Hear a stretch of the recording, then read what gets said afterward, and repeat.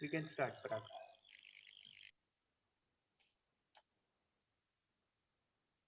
Okay. Hello, everyone. Welcome to the final session of Career Guidance series. Today's session will be on the entrance exams. I'll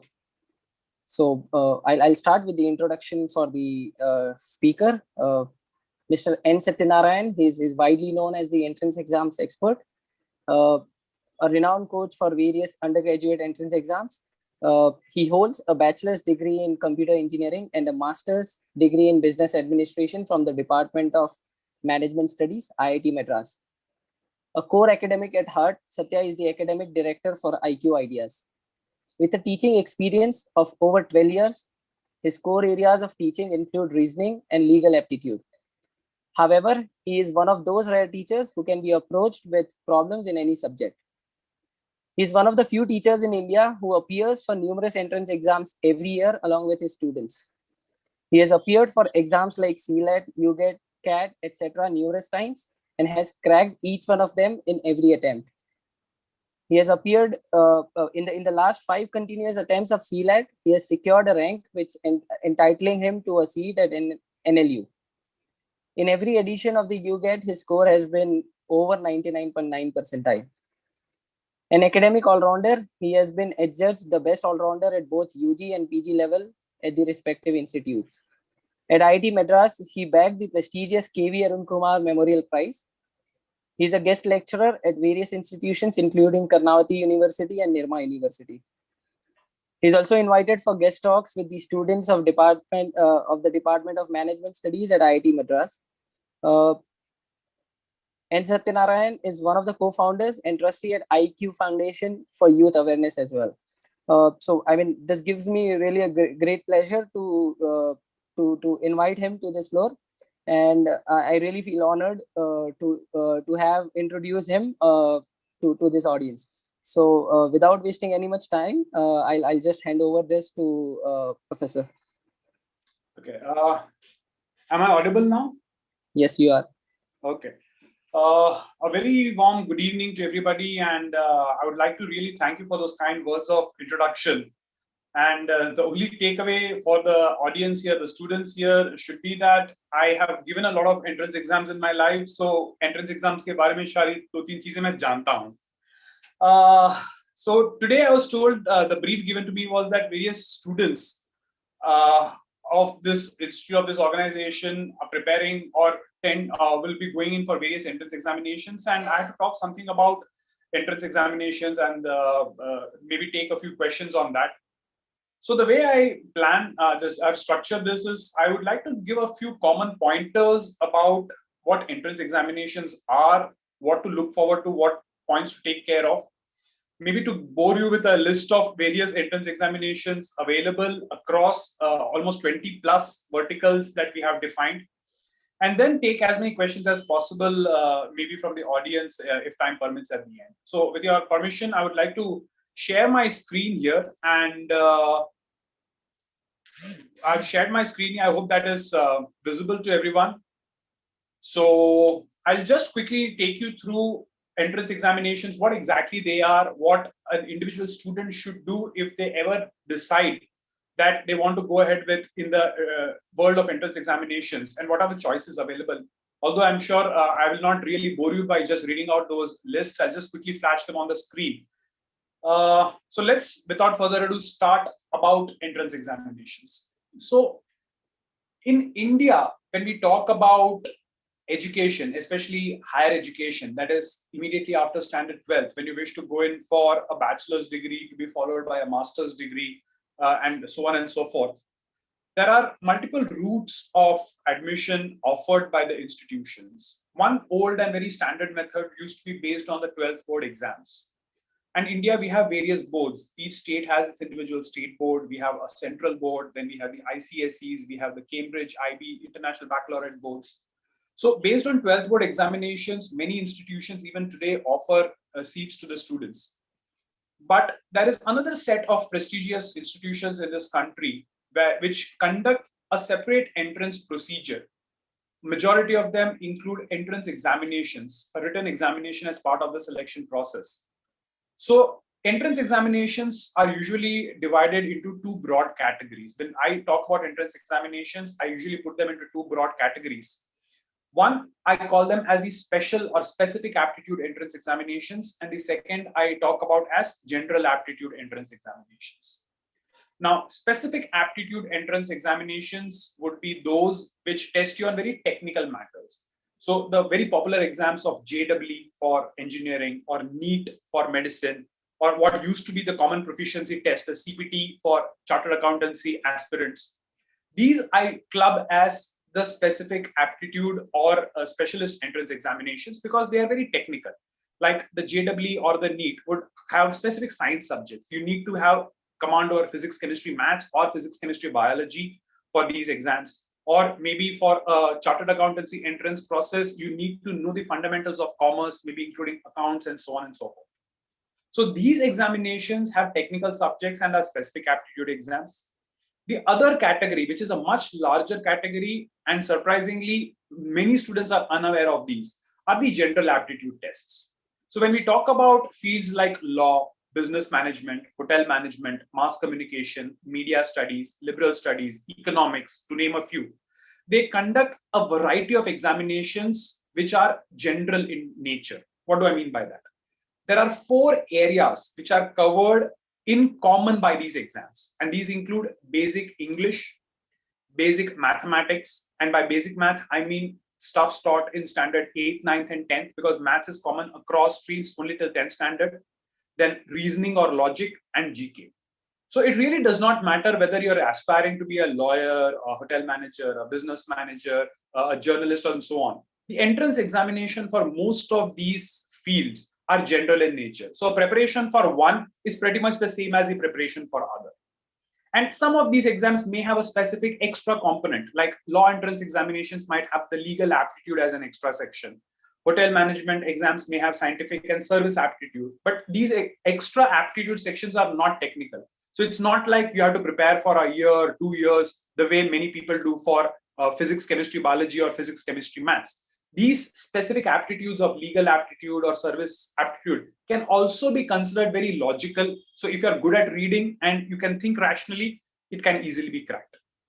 So having defined these two types of entrance examinations, if you're aspiring to appear for any of these entrance examinations in India, then these are some common pointers that I want all the students to be aware of.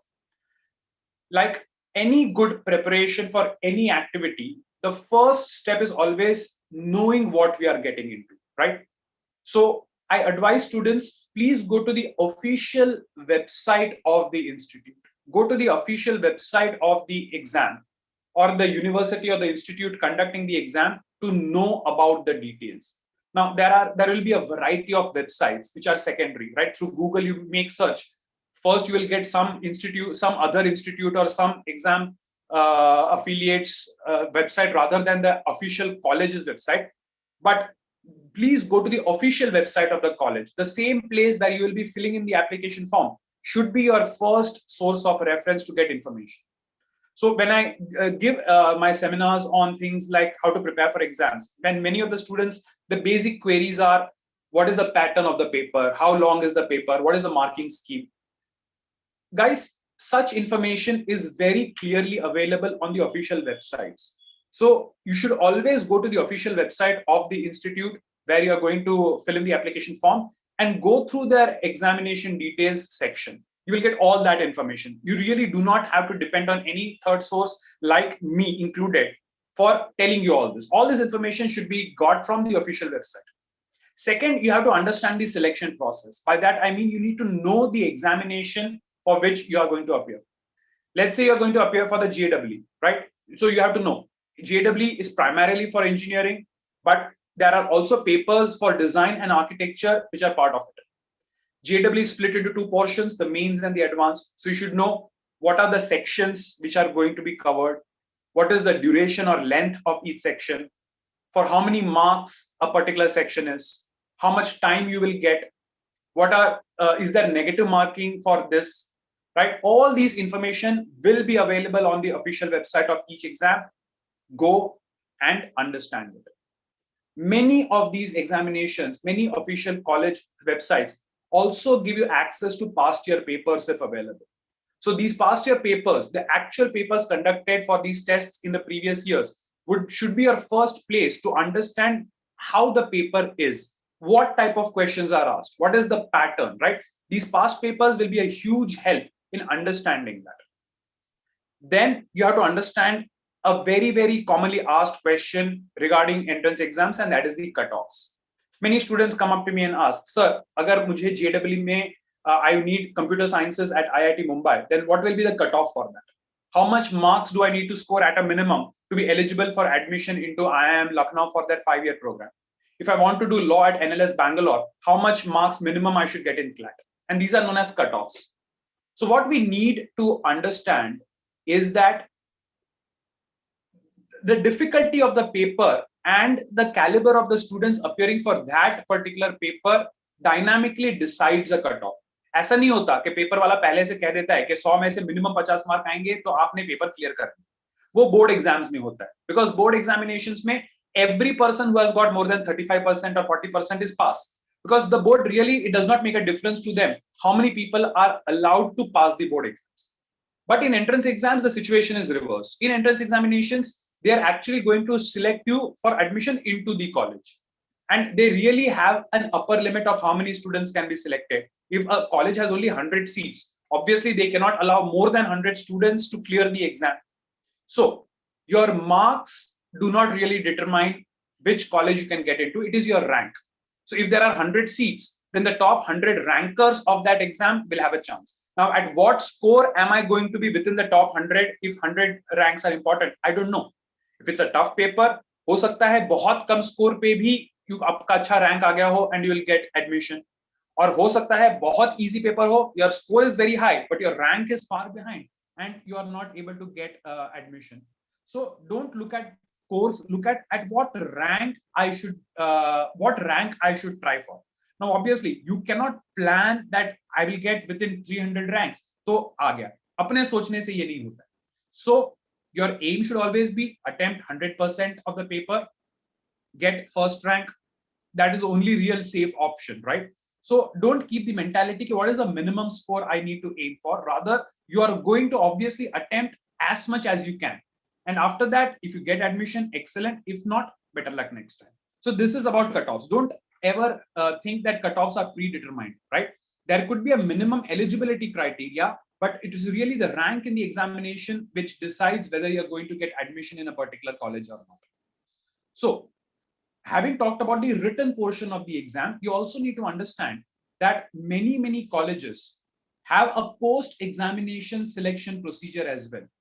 Like some examinations like the JEE or NEET, you write the entrance exam, and if you clear the written portion, you are through, you get admission.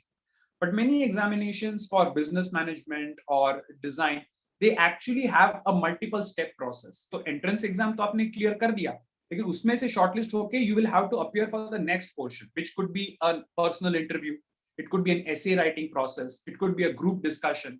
So only after you have cleared the multiple selection rounds, right? You clear the written round, then you clear the next round. जितने rounds है वो सब clear करने के बाद ही you will be finally given admission to the particular college of your choice.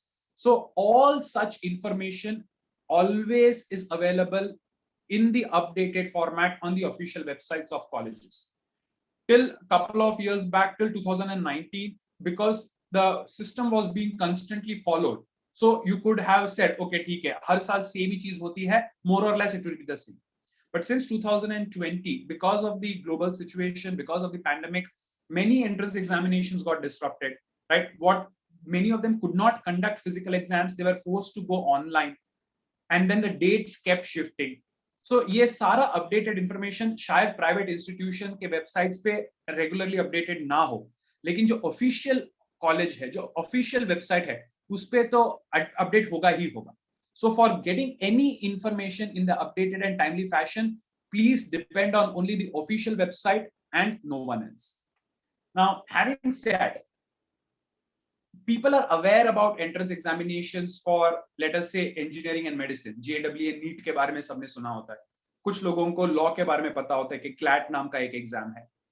But technically speaking, we have divided them into almost 20 verticals, and students from streams of, let us say, physics, biology, or chemistry, maths, that is science, they have plenty of other options, non-engineering, non-medical.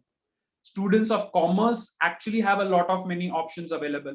Students from arts and humanities also have the option of many exams. And then there are certain fields which are open to everybody, like hotel management, business management, mass communication, law. These are not restricted to students of any stream. Ab koi bhi stream se ho, you can actually have a shot at writing these exams and getting into the college. So you can technically look at options for agricultural sciences, architecture and planning, arts and humanities, business management, computer and finance, computer applications, design. The entire list is there on the screen. And I'm just quickly going to flash these names on the screen. But if you want to look at them in detail, right, then the link from where I have taken this is my partner's website. And his team has actually worked a lot to compile the list of various entrance examinations available for Indian students in India, right? So the link is there at the bottom. I'll quickly run you through all these verticals exams, but the detailed information, you can go to the website and check at your leisure. So I'll just quickly run through these things, and maybe then I will invite questions from the audience, because that would be of more use. So in agricultural sciences, starting with national level exams, you can actually get into fields of agricultural science through the NEET or the JEE mains. Many colleges accept these even for their agriculture related courses. Then the Indian Council of Agricultural Research has its own separate exam called the ICAR AIEEA. And state-wise, many of these states have individual examinations, commonly known as the CETs, the common entrance test. So Punjab CET, Gujarat CET, Maharashtra CET, most of the states have their own common entrance tests. So just like for agricultural sciences, you have exams for architecture and planning. So students who want to get into architecture or planning technically are supposed to appear for the JEE mains. In the JEE mains, there is a paper 2, right? There are two versions of paper 2. So those who want to get into specifically architecture or planning should appear for the JEE mains, also give the paper 2 and take it ahead from there. For business management, even at undergraduate level, we have various entrance examinations, including IPM80 or IPMAT, conducted by the IIMs like Indore. For 12th standard students,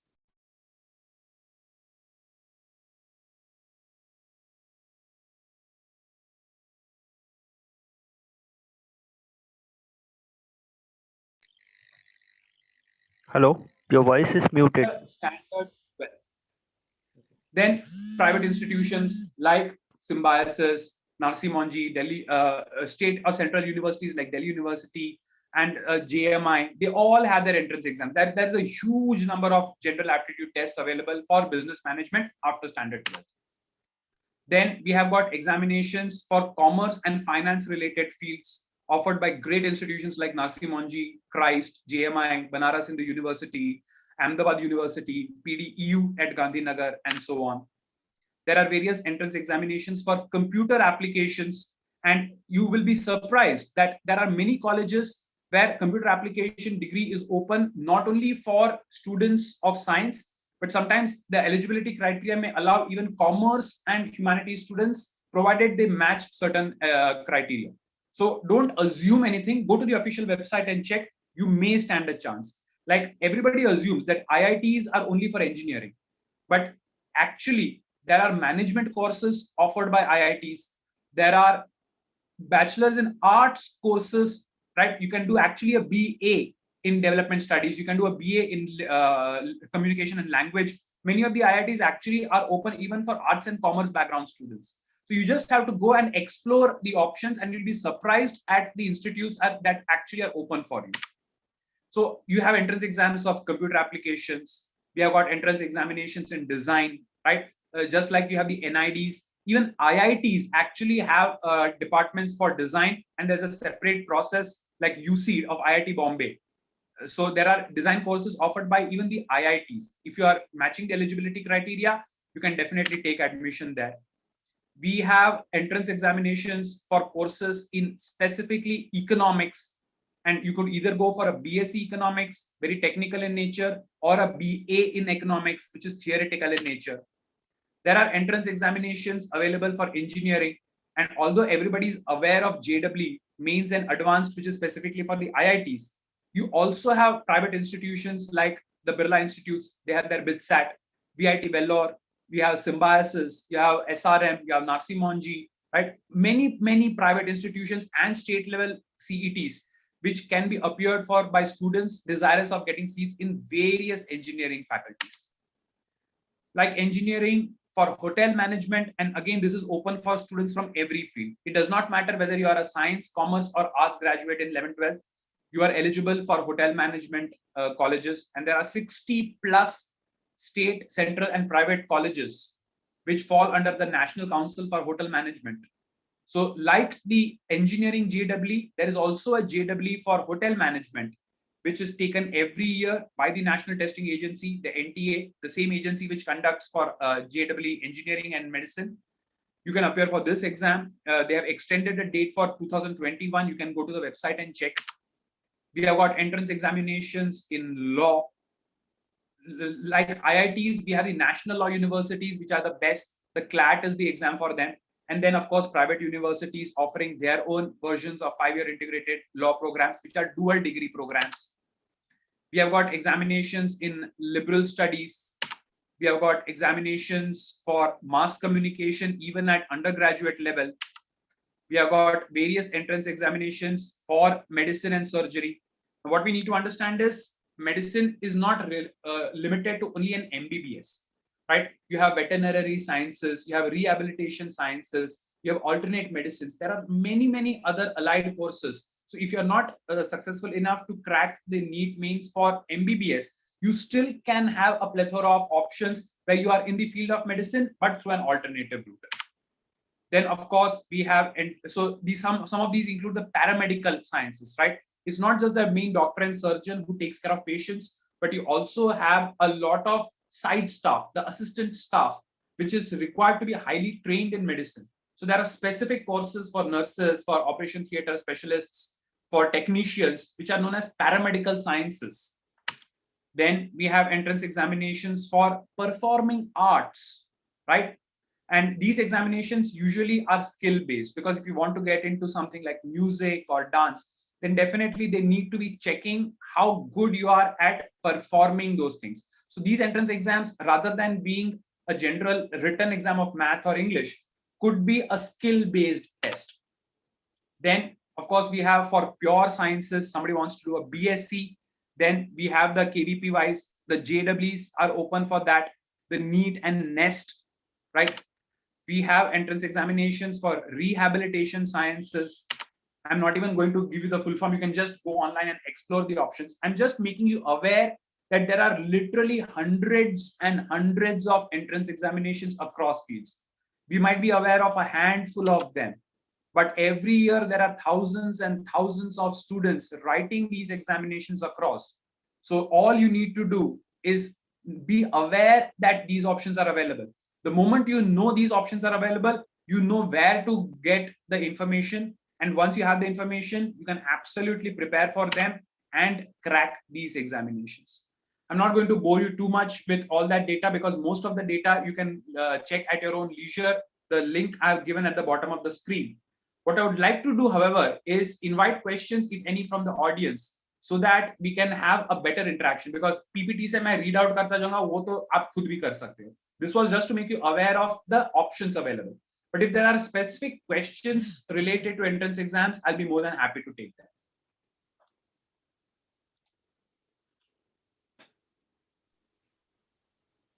So okay, before starting, So before starting the Q&A, right? I would like to really thank you for the presentation. It was fully packed with information, and I think it's just a moment. I'm having a bit trouble with my audience. I'll just keep up their phone to my ear so that I'm able to hear, right? So please don't mind. Yeah, sure. So I was just thanking you for the presentation before we move on to Q&A. It was really packed with information, and I'm sure it's gonna help students from the community for their career. Let us now start taking the Q&A. Kunal, do we have any Q&A till now? Okay, I've started getting the questions. So the first question is courses other than engineering which are available in the in IIT are only for IIT Bombay or other IITs as well. So I would like to rephrase it. So what the question says is the other courses at the IIT, right, which are apart from engineering, are those available in all the IITs or only in IIT Mumbai? Okay. See, IITs were originally established to be centers of excellence, obviously for engineering. But a lot of IITs, they started offering courses of management, many of the IIT courses of management, which at that time was production management, but now many of them have been converted to MBA. Most of the old IITs offer these programs, right? So it is not just like you have your Shailesh B. Mehta School of Management, SGM, so if I'm not mistaken, that's the MBA department of IIT Powai.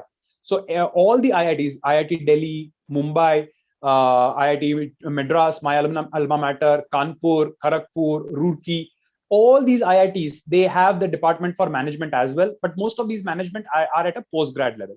Now, if I talk about undergrad level, then IIT Madras, for example, has a humanities and social sciences department, right? So these are BA courses which could be available at IIT Madras is one of the most famous ones, but a couple of the other IITs have that.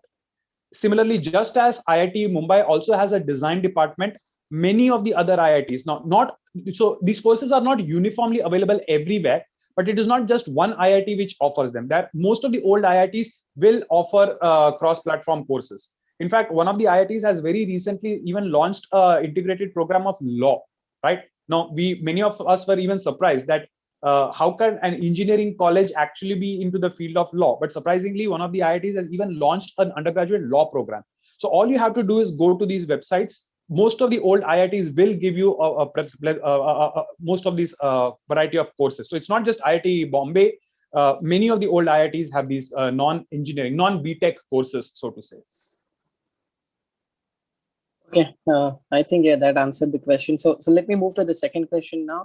So the second question is, if you can become a lawyer without giving any entrance exam, then what is the difference between both of them? I mean, okay, that's a very interesting question, and considering that I'm heavily into undergraduate law, let me tell you the difference. So, starting with the history, law in India traditionally used to be the standard 3-year LLB, and for that, the basic requirement was you needed to be a graduate. So you could not, after 12th, get into the LLB 3-year programs. You needed to complete a basic graduation, and then you took a 3-year LLB offered by various universities. And even today, the entry into these LLBs is without any entrance exam, right? You just apply and you can get a seat at the 3-year LLB. Now, this was the traditional system of getting into law, where you will spend at least 6 years in an undergraduate course, 3 years for your basic graduation at a minimum, 3 years of LLB, in which the latter 3 years of LLB were the only 3 years where you actually studied law. So although you got your degree in 6 years, you actually studied law only for 3.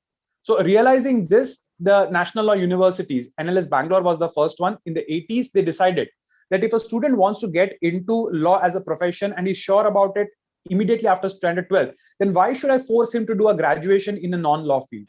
So they opened this 5-year integrated LLB programs where after 12th, you get into the college, you study law plus your other basic undergraduates. It could be a BA, BCom, BSc, BSW, that is Bachelor's in Social Work. Then they also introduced BBA when it started. And now they even have BSW, that is a Bachelor's in Social Work. So 5 years of bachelor's plus LLB in which you study law for all the 5 years. So the differences between the two. In the 3+3 system of standard 3-year LLB, you study law only for 3 years. In the 5-year integrated programs, you are exposed to law for all the 5 years. Entrance into the 3-year LLB program is open for all. So it really doesn't pick and choose the top candidates, but entrance into the 5-year LLB programs, especially at the national law universities, because they have this entrance procedure, you are ensured that you're going to be among the top. It's like the difference between doing engineering at IIT Bombay and doing engineering in a local college where admission is through the 12th boards. So 12th boards में किसके भी अच्छे marks आ गए वो local college में कर लेगा उसमें भी there will be great students, but definitely the students at IIT Bombay are a class apart. So basically that's the difference, right? You save minimum 1 year through the 5-year program. The exposure is better. The quality of education obviously is world class. and the industry acceptance of a student who has done the 5-year LLB would be way more than the student who has done the 3-year one. So if a 3-year student is able to reach a certain level, let's say in 10 years, the NLU student, National Law University student, would get there in the first or second year. It saves a lot of time. So if possible, try to go for the 5-year one. But if not, then even without entrance exams, you do get admission in the 3-year LLB. Got it. Okay, so the next question is basically, if someone wants to do physiotherapy, can they get the admission using by giving MHCET, or is NEET compulsory? Okay, see, it actually depends on the place where you actually want to seek admission. Now, many of the universities, and I'm giving this as a generic answer across courses. For example, if let us say it is a state or a central government institution for medicine, then they are by default required to give admission through the NEET. But then there might be a private institution which decides that, okay, I'm not necessarily comfortable with NEET. I want to go for something else. Now, this is true for other courses. In India, the Medical Council has said that for at least medicine, you need to go for NEET. But for physiotherapy, what I would advise is go and check the official institute of the place where you wish to get admission, because the criteria is pretty fluid. The NEET actually, there was again, it depends on also the state where you're giving it. Like there was a lot of opposition to admission through NEET in some of the states, while some states readily accepted that, okay, through NEET centralized admission will take place. Some states were against it, and the rules shifted. In the past couple of years, there's been a huge shift in rules across states. So depending on which state you are from, depending on which particular college that you're targeting, check out the admission criteria of that college for the current year. Don't even go by past year information. Check for 2021 what they are asking as the eligibility criteria, and then decide your course of action. So this information should be readily available on the official website of the institute, but you will have to check there because the eligibility criteria is very fluid. Got it. So the next question is, which book do you advise? I mean, which book we should refer for law entrance exam? Okay. I have given the law entrance exam myself 5 years, the undergraduate version, and I was able to get a pretty decent rank in all 5 of them. And believe me, I think I would have relied on the education which I got at a school level. Because understand, law entrance examination requires you to have good reading habits. It requires you to be able to read and understand and analyze passages. You need to have basic number skills, and you need to have a lot of general knowledge and current affairs. Now, of course, there is a plethora of books available in the market, and if somebody is willing to sponsor me, unka naam bhi main le lunga. But honestly speaking, you actually don't have to worry about any entrance exam, any specific publication. School में हम जो books use करते थे ना, let me tell you, 8th 9th 10th standard के जो text books हैं, NCERT के मैथ्स के टेक्स्ट बुक्स हैं, the concepts of 8th 9th 10th math in NCERT text books is excellent. You want to read grammar, मेरे दादा के जमाने से स्कूल्स में रेन एंड मार्टिन यूज होता है. Follow Wren and Martin to get your basic grammar principles right. And then online there are so many free websites offering you sample reading comprehension passages, sample grammar questions, sample reasoning questions. So you can just go to any of these websites, and without paying a single paisa, you can actually access the material. Now, as far as the past year papers are concerned, the CLAT consortium, the official CLAT committee itself, makes the papers available at cost to students who wish to purchase them. So if you want to take a look at the papers, there will be some publications which might give you samples of papers. You can also get the actual CLAT papers from the actual CLAT committee itself. I think at 500 rupees or something, they sell it every year on the official website. So I would say your school textbooks and all the free material available on the internet is actually a great way without spending a naya paisa to crack the exam, right? But if you are very keen on that, nahi, book ka naam chahiye hi chahiye, अगर आप पूछोगे मुकेश अंबानी को कि भाई सबसे अच्छा SIM card कौन सी company का होगा, तो मुकेश भाई का जवाब क्या होगा वो भी आप जानते हो. So considering the fact that I myself run a coaching institute for law entrance, I don't think it would be fair for me to disclose any name. But like I said, all material are good. Book खरीद के उस पे बैठे रहे कुछ नहीं होगा. कोई भी मटेरियल हो लेकिन अच्छे से उसको यूज करो, फॉलो करो, then every material is good to help you crack, because this is not a very technical exam. It's a general aptitude exam. Any standard book is fine, but take one book, usko ragad ke prepare karo, only then go for more material. Same is for mock tests. You can get any mock series from any renowned institute. मेरे से लो तो अच्छा है, मुझे पैसे मिलेंगे. But any renowned institute's series is fine. But rather than giving 50 tests and not analyzing every test, even if you appear only for 5 papers, mock papers, like in all the 5 mock papers, you analyze very properly, believe me, your result is going to be fantastic. That was, I mean, a really honest answer. So, anyways, let's move to the next question. The next question is, if somebody wants to do fashion designing, which entrance exam he or she needs to apply for? Okay. You need to understand that when people say fashion designing, actually there are a few differences in them. Are you really into the designing, the actual designing of the outline, and you want somebody else to manufacture them, actually create them? Then you go in for the design portion. But if you're talking about getting into the technical portion of fashion, right, then that is a separate course called fashion technology. So obviously for fashion design, you have the NIFDs, and for fashion technology, you have the NIFTs. These are nationally renowned institutes. So you can check out the official, and I think NATA and other things are available for most of the design courses. Specifically for fashion design or fashion technology, you can look at courses offered by NIFT, and there are multiple NIFTs across India.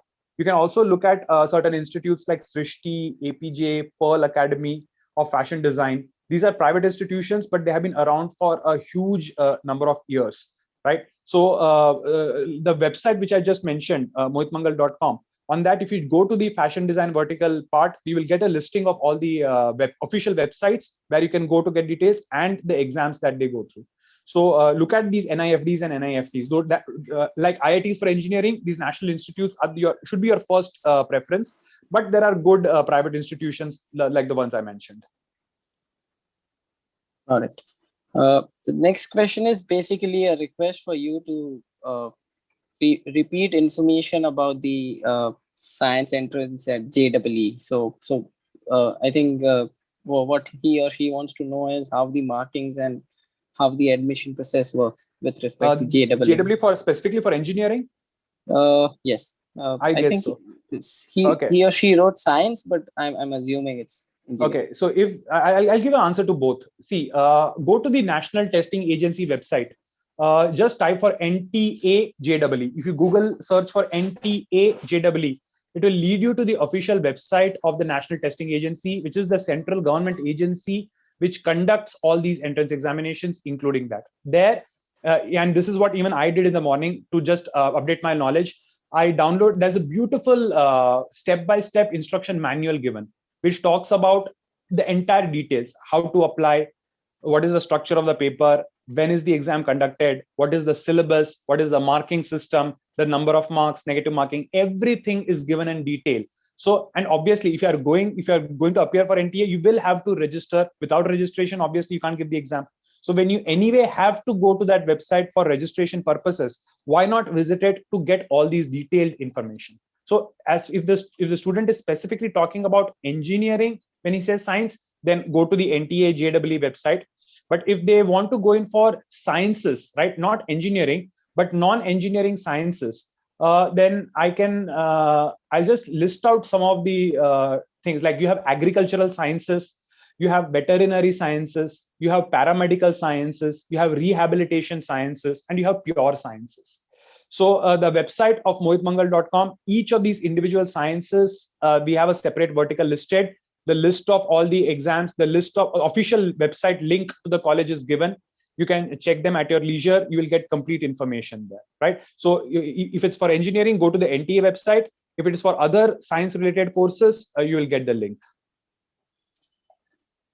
Got it. Next question is interesting. It's about if someone wants to prepare for IIT or IIM, right? So these are elite colleges. From when and how you should start preparing? So I mean, I've heard, right, people prepare from like their 8th standard. Somebody prepares from 6th standard as well. So parents are crazy. So that's the question. See, 6th and 8th standard तो बहुत देर कर दिया आपने. 6th and 8th is very late. Abhimanyu जैसे माँ के Coke से ही चक्रव्यूह के बारे में सीखना चालू कर दिया, माँ के पेट से ही आपको पढ़ना पड़ेगा तो JEE क्रैक होगा. But jokes apart, See, it is crazy if people start preparing from 6th standard or even 8th standard, because even 8th standard, if you prepare 8th, 9th, 10th, 11th, 12th, 8th, 9th, 10th, 11th, 12th, 5 साल की आपने तैयारी की किस चीज के लिए? एक इंजीनियरिंग कोर्स के लिए, जो course itself is of 4 years. 4 साल के इंजीनियरिंग की डिग्री के लिए आपने 5 साल तैयारी क्यों की? It makes no sense. And I'll very honestly tell you, in my personal experience, what will happen if you start preparing for these exams as early as 6th or 8th. 8th standard में मैंने बहुत सारे बच्चों को देखा है कि अगर वो 8th 9th में preparation for JEE and NEET चालू करते हैं, 9th रफली 9th के एंड में या 10th में आने तक they get so burnt out because of the pressure कि 10th के बाद forget engineering, वो साइंस की तरफ भी नजर नहीं करना चाहते. They lose interest in everything because of the unnecessary pressure which is on their head. So what we generally advise is, see, till 10th standard you'd have no idea about what hardcore physics, chemistry or biology or higher mathematics is going to be. 6th and 8th standard के बच्चे को पता भी नहीं होता है. And 6th and 8th standard के बच्चे को तो इंजीनियरिंग क्या है पता नहीं है, तो फिर इंजीनियरिंग की तैयारी ही क्यों करवाएं?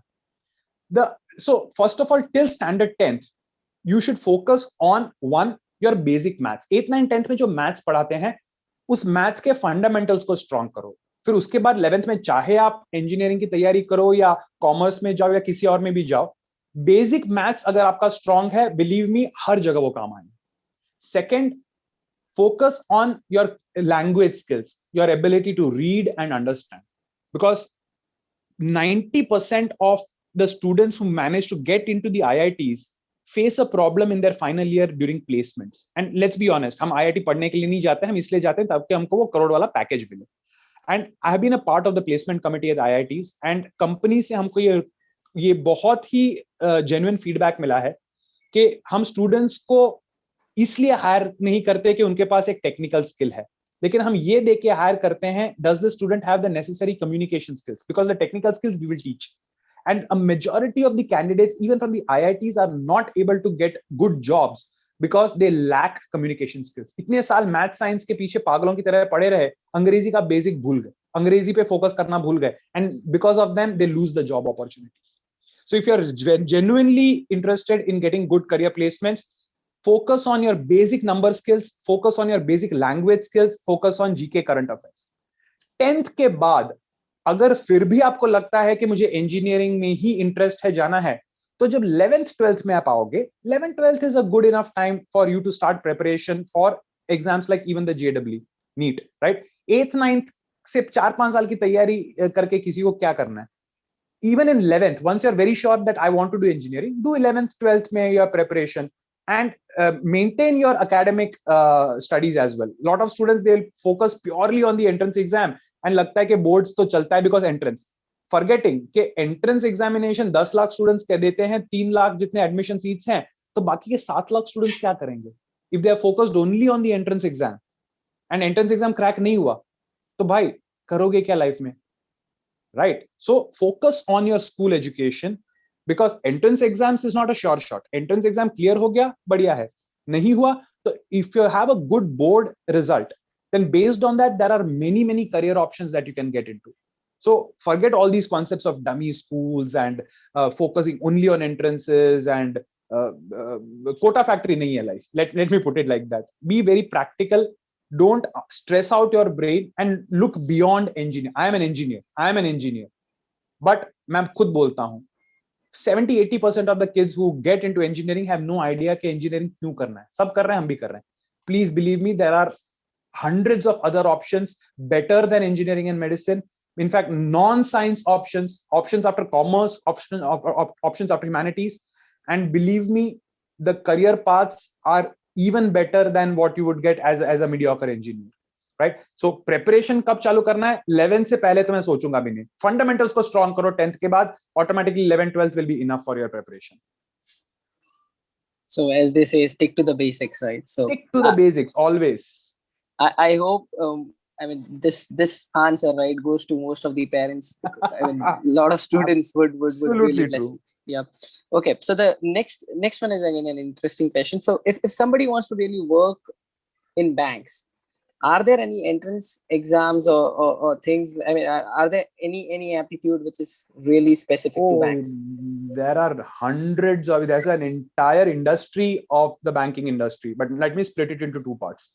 When a person says he wants to get into the banking industry, there are two major routes. One is the higher academic route, jahan pe you did your 11th, 12th, any stream, you did your graduation, and then you did a master's course, mainly an MBA. So if you have done an MBA finance in particular, or MBA in any general field, then a lot of these banking and financial services institutions will recruit you. So a higher level entry into management cadre of banks and stuff can be through the MBA finance route. But there is something known as banking PO and IBPS, right? So including RBI, SBI, and a lot of private banks, they offer entrance examination entry. So after 12th, for basic clerical level posts, also there are entrance exams. Or after graduation, for probationary officer level, also there are entrance exams. And these are mostly general aptitude exams, where your basics of maths, English, reasoning, GK, maybe a little bit of computer knowledge, a little bit of marketing knowledge may be checked. So you can get into banking industry immediately after 12th at a lower level, clerical level, or you can enter at a probationary officer level. So just search for bank PO, IBPS, and clerical. So you will get these websites of RBI, SBI, and private, and all of them have entrance exams which you crack, you will get entry into the banking industry. So it's huge, and there are multiple opportunities available. But you just need to keep checking when these exams are conducted, because many of these dates are not very specific. As and when the requirement comes, they might release the dates. So keep following them, and you will get into it. I think that was very informative. The next question is, if somebody really want to do graphic designing, are there any entrance exams or any specific path you need to follow? See, graphic design is a very creative field, right? And when you say graphic design, actually there are multiple things. Either you could be going into the traditional designing, which could be on media, or it could be digital. And digital is what is getting more importance, or rather more interest from the students these days. So for graphic designing, there are multiple courses. You could look at the courses being offered at NIDs, National Institutes of Design, where they also sometimes call it visual communication. And of course, private institutions like APJ, Srishti, Pearl, they also have multiple courses. So if you're interested, look out for courses like visual design. So entrance exams like NATA is one path for getting admission into these courses. And for private institutions, many of them have their own exams. Some of these exam portions might be your general aptitude, but they also will check your skills, your designing skills, right? How good you are at visualizing, how good you are at drawing, sketching, how good you are at interpreting colors and forms and shapes. So many institutes conduct what is known as a studio test, where they test these specific design related skills. So I think for a person interested in graphic design, these design institutes, visual communication, or even specifically graphic designing courses are a lot of them are available. Just look for design courses with these specializations. Got it. Got it. Next question is, is really interesting. So we have so many courses, we have so many entrance exams. What the student is asking is, do we have a central repository, something like Wikipedia, right, where we know these are the courses, these are the entrance exam? Is there a central place where someone can go and look into? I think you should excuse me अगर मैं अपनी been खुद बजाऊं यहाँ पे. See, the National Testing Agency, the NTA, because even the powers, the authorities, they have realized there are so many different courses conducted across India. So they are trying to centralize everything and bringing it under the National Testing Agency, the NTA. So the NTA would be one place where a lot of these government-oriented or central government-oriented courses, you will get the information. But other than that, the website which my partner and me, our team is trying to create, mohitmangal.com, we are trying to collate information of not only these government resources, but also private exams. And I admit we are far away from being able to give 100% information, but we are trying to update it on a daily basis. And we are not. Cannot hear you. Or is it just me? No, we cannot. We cannot hear you. Hello.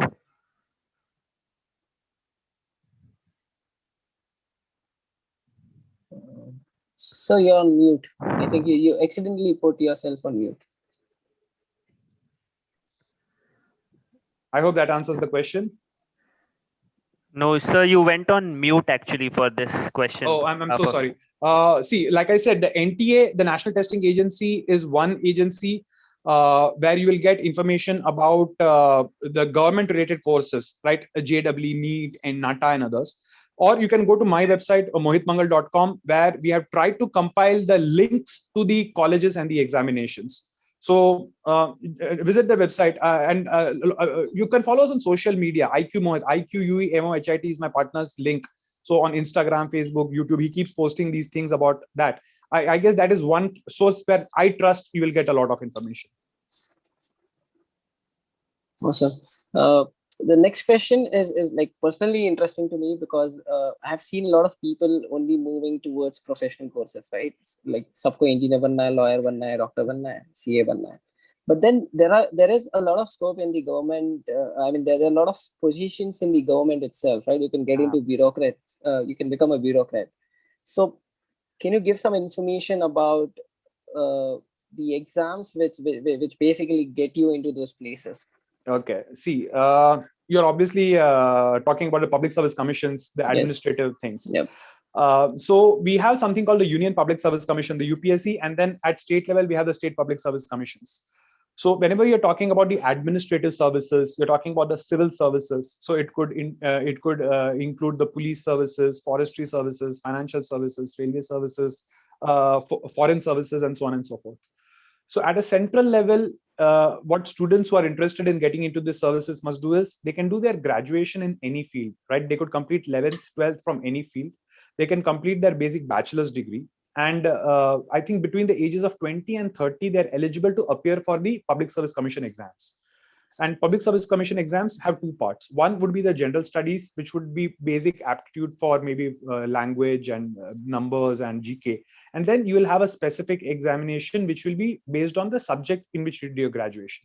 So if you're a science graduate, then you could have the specific paper of science. If you're a commerce graduate, then that. If you're an engineering, right, you can go to the UPSC website and check. So between the ages of 21 and 30, and this is a rough figure, you'll need to check the exact figures on the official website, but between the ages of 21 and 30, once you've completed your graduation, you're eligible to appear for these Public Service Commission exams. So at a central level, go for the UPSC. If you're interested at state level, go for the individual states Public Service Commission exam. These are supposed to be some of the toughest examinations, right? A lot of students, they prepare for years for these examinations. And if you really have the right aptitude of academics and personality, because it's not enough that you just clear the written portion, the interview portion is much more tough than any other recruitment process. Because we are talking about some of the most respected and most tough positions. Administrative officers and civil service servants are basically the people who are running the country. Politicians come and go, but bureaucrats are the ones who are actually running the nation. So they want the best and the brightest to be recruited into these positions, and these could be positions for a very long period of their life.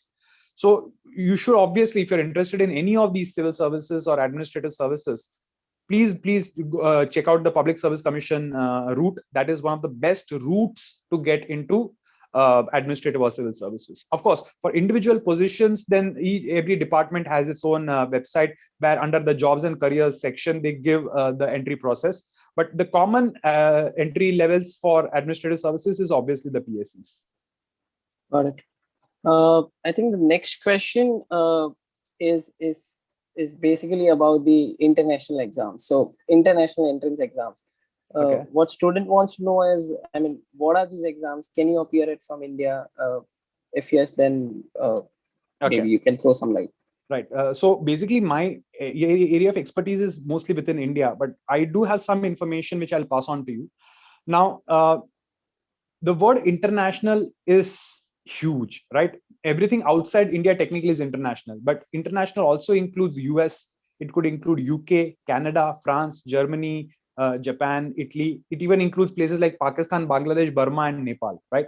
So first of all, you need to identify where do you want to go, right? Because the procedures for institutions in the US is different. The procedure for institutions in Canada would be different from those in Australia or New Zealand.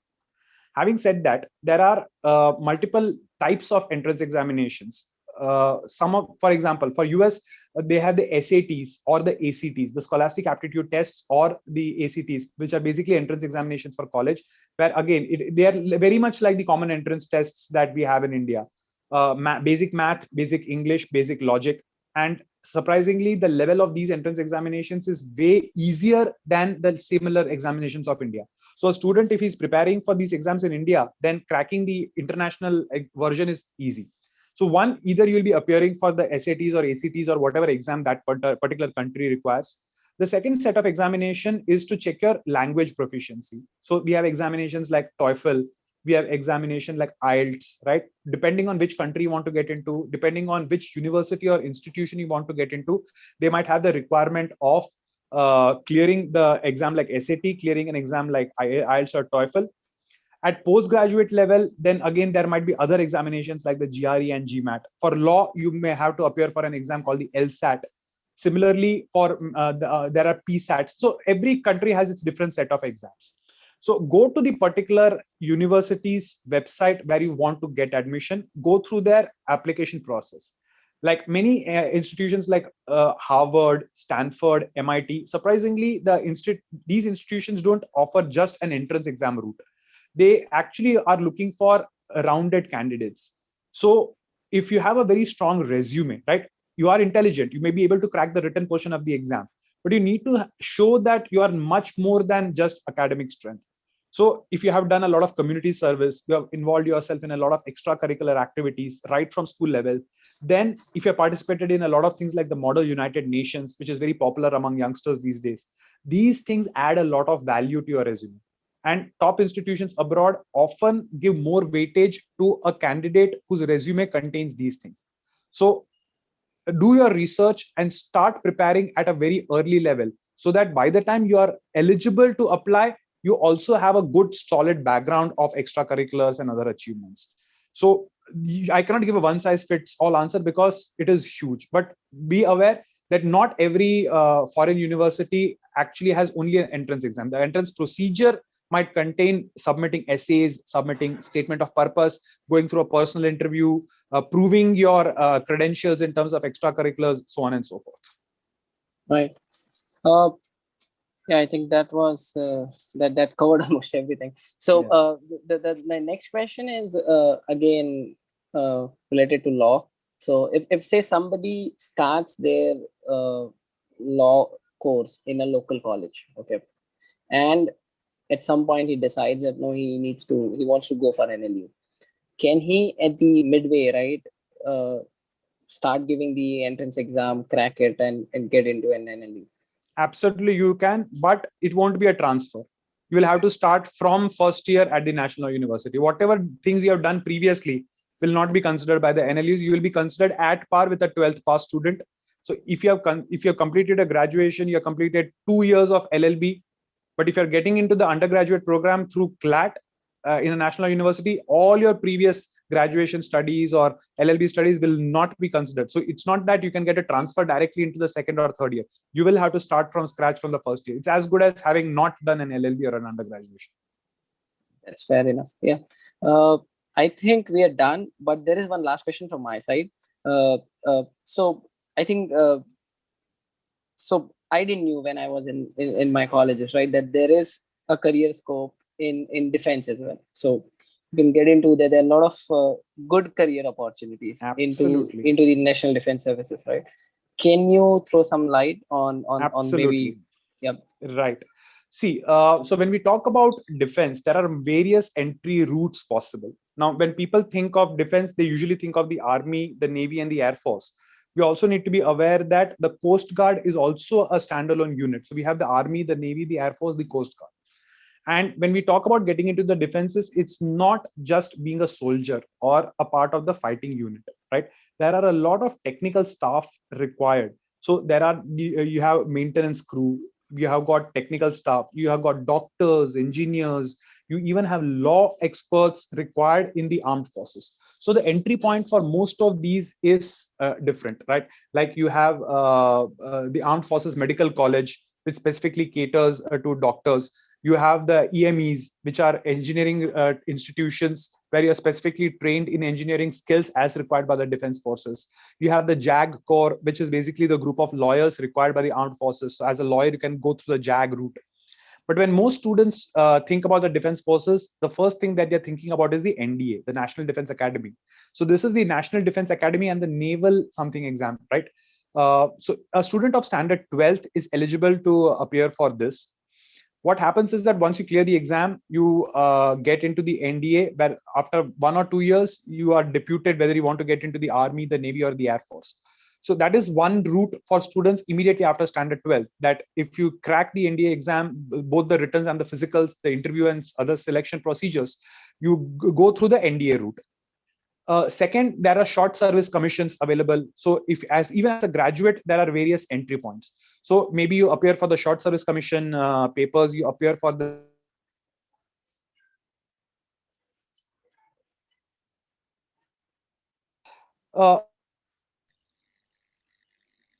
be a science student, especially with mathematics and physics. But for most of the regular parts, your stream would not matter.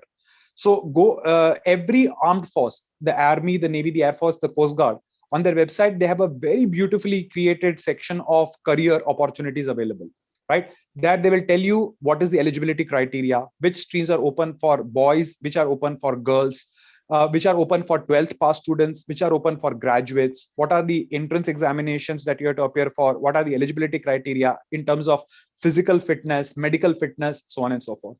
And believe me, the amount of career options that you get through the armed forces is unbelievable in this country, right? Many places you pay to study at the college, but in many of these courses, the government takes care of your expenses while simultaneously giving you an education. So it's an excellent opportunity, especially for people who have the will to serve the country, who wish to get a good education as well, but maybe financially they are weak.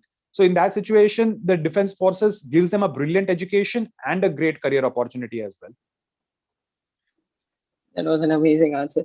I wish I had attended one of these sessions when I was doing my 10th. Same is with me. I give ज्ञान to people. I was like, काश मुझे किसी ने बताया होता कि भाई engineering अच्छे marks आ गए, इसका मतलब नहीं ये नहीं कि engineering करो. I might have become a chef, but then ठीक है, चलो जो opportunity मिला, we'll make the best of it. Yeah. At least you are getting an opportunity to enlighten others, right? Exactly. So which is great. I think we're done. It was an exhaustive session and almost 1 hour and 10 minutes. I would like to thank you very much. I can't thank you enough, because the amount of information which you have shared in this 1 hour, it's going to help a number of people out there, right? So really thank you very much on behalf of SVGA, and we would hope to see you soon again on this platform.